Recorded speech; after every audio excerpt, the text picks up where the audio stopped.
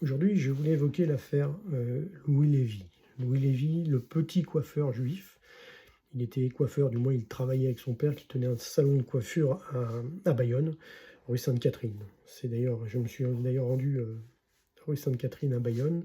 Il y a toujours un commerce, hein, c'est une bouquinerie aujourd'hui. Et je suis rentré et j'ai discuté donc avec le responsable qui m'a dit oui, j'ai entendu parler de cette affaire. C'est toujours intéressant de se rendre sur place parce qu'on voit certaines choses qui peuvent être intéressantes. Alors Louis Lévy, il part à la guerre donc et en janvier 1915, il abandonne son poste. Et donc traduit devant un conseil de guerre le 14 janvier 1915 et il est fusillé le lendemain. Motif abandon de poste devant l'ennemi.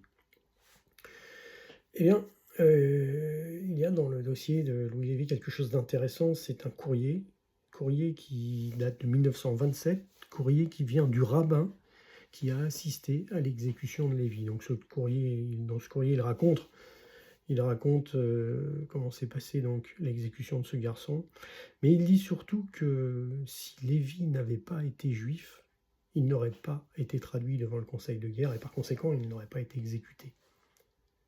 Et il précise aussi qu'il y avait de l'antisémitisme dans le corps d'armée à laquelle il appartenait.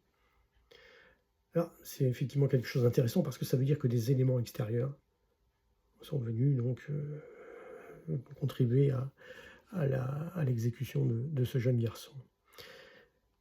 Voilà pour l'affaire. Et donc, je voulais réagir donc à la journée de commémoration nationale pour Alfred Dreyfus, pour la victoire de la justice et de la vérité contre la haine et l'antisémitisme. Cette journée, donc, qui a décrété le président Macron.